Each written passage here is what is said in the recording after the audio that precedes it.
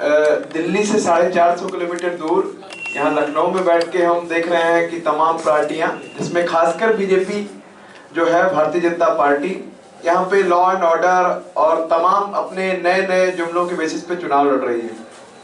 वैसे में हम कुछ पॉइंटेड सवाल बीजेपी से मतलब रखना चाहते हैं। और जो पार्टी अभी दिल्ली में सरकार चला रही है, मतलब जिसके हाथ में दिल्ली पुलिस है, जिसके हाथ में पूरे देश का महकमा होने के साथ साथ गृह मंत्रालय है, जिसके हाथ में हमारे तमाम यूनिवर्सिटी कैंपस हैं, उनकी बागडोर है। आज अगर देखा जाए कि जैसा सहला ने बताया, तमाम कैंपस में जो वाइस चांसलर का अपॉइंटमेंट हो रहा है वो इस सरकार के रहमो करम पे हो रहा है। सरकार किसको अपॉइंट करना चाहेगी कि कौन उसका नुमाइंदा ज्यादा उसके करीब है, उसको हमारे वाइस चांसलर बनाया जा रहा है।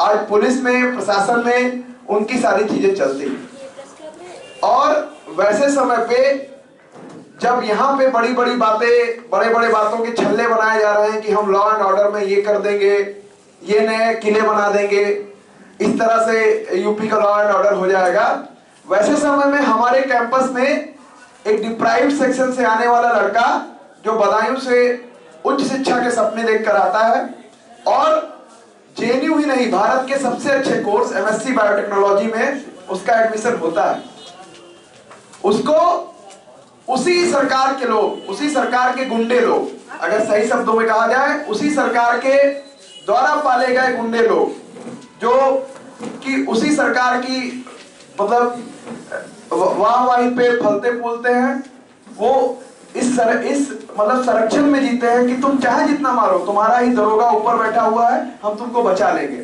इसीलिए कल भी उन्होंने मारपीट की रात में, अभी तक उन पर कोई कार्रवाई नहीं। और सेम यही चीज नजीब के मामले में होती है।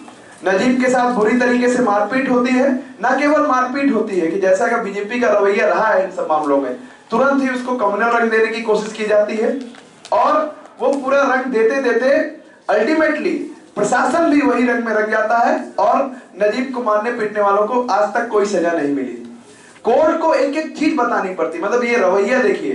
जो लोग आज यहाँ पे कहेंगे कि यूपी का पुलिस का माहौल बहुत खराब है, यूपी का लॉ एंड ऑर्डर खराब है, हम सब आके ठीक कर देंगे, चार चांद लगा देंगे, वो लोग उनकी पुलिस को, राजनाथ सिंह की पुलिस को, कोर्ट को बताना पड़ता है, स्टूडेंट्स को प्रोटेस्ट करके बताना पड़ता है कि आप आइए कैंपस में, कभी स्निफर डॉग लेके सर्च करिए, कभी बोला जाता है कि आप जो कैंपस का जंगल का इलाका है वो सर्च करिए, तब पुलिस 60 दिन बाद नींद से जागती है, 60 दिन बाद पुलिस सर्च करने आती है कैंपस में।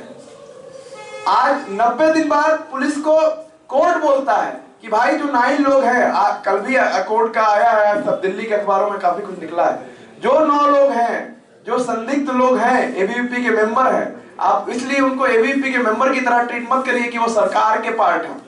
आप उनको संदिग्ध की तरह ट्रीट करते हुए उनका लाई डिटेक्टर टेस्ट कराइए और उनको भी कोई डर नहीं होना चाहिए लाई डिटेक्टर टेस्ट में। अगर वो सच्चाई के साथ खड़े हैं, अगर उन्होंने कुछ नहीं किया तो वो लाई डिटेक्टर करा ले, उसमें क्या दिक्कत है। लेकिन वो लोग भी इसीलिए लाई डिटेक्टर से डर रहे हैं क्योंकि वो भी जानते हैं उनकी नीयत में खोट है कहीं ना कहीं, और सरकार भी उनको इसलिए बचाना चाहती है।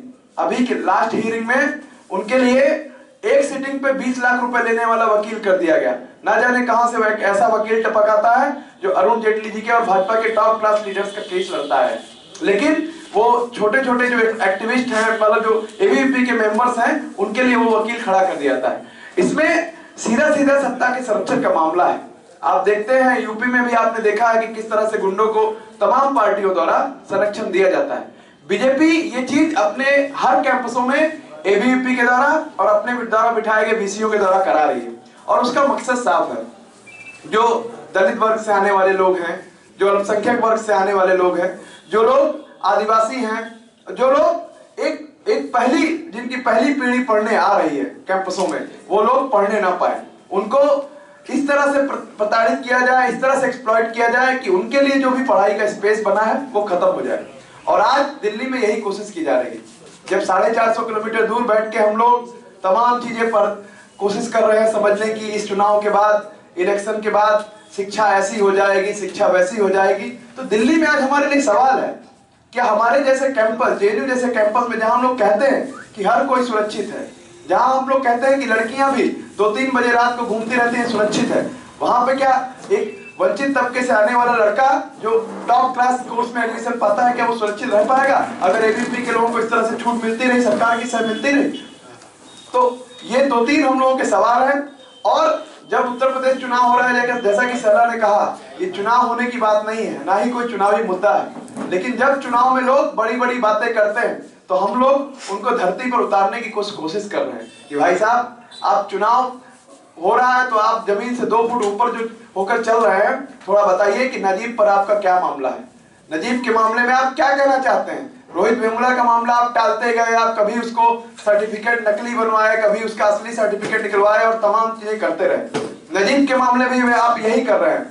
जहां पे रेड पड़नी चाहिए, जो लोग संदिग्ध है उनके घर रेड पड़ती है, नजीब के घर पे एफआईआर होनी चाहिए, जो लोग संदिग्ध हैं उन पर एफआईआर हम लोगों पे होती है, उनकी माँ पे होती है, मुजीब पे होती है। ये कहाँ का न्याय है? और इसीलिए तमाम शहरों में आज इंसाफ पान निकाला जा रहा है कि आपका जो विकास के सहारे जो आप इंसाफ को दबाना चाहते हैं, ये मॉडल चलने वाला नहीं है। हम लोग सारे लोग फिर से ही बोलना चाहते हैं, नजीब प्राथमिक है।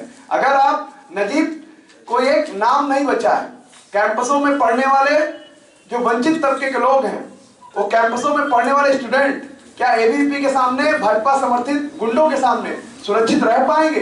ये मामला है नजीब का।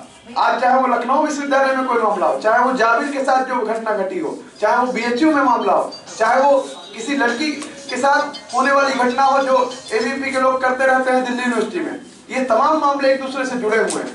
क्या इसी तरह भाजपा के लोग खुद गृह मंत्री संरक्षण देके इस चीज को करते रहते हैं? जब आप लोगों ने पिछले साल देखा, जब जेएनयू का मामला चल रहा था, उस समय गृह मंत्री जो राजनाथ सिंह है, उन्होंने नकली ट्वीट्स पे अपनी टिप्पणी करते रहे। आज यहाँ पे एक साफ साफ मामला है, सामने रखा हुआ है, सारे पुख्ता सबूत हैं, सारे पुख्ता तथ्य हैं, कुछ भी बनाना नहीं। कोर्ट उस पर लगातार एक के बाद एक ऑर्डर देता जा रहा है कि भाई ऐसा करो, तुम ये गलत कर रहे हैं। दिल्ली पुलिस से पूछा कोर्ट कि तुम ये क्यों गलत किए, लेकिन ना ही राजनाथ सिंह के कान पे जू रेंग रहा है, ना ही मोदी जी तो खैर उनका तो अलग ही बात है, लेकिन ना ही राजनाथ सिंह के कान पे जू रेंग रहा है, ना ही दिल्ली पुलिस के किसी आला अधिकारी के कान पे जू रेंग रहा है। हम लोग इन सवालों को रखना चाहते हैं।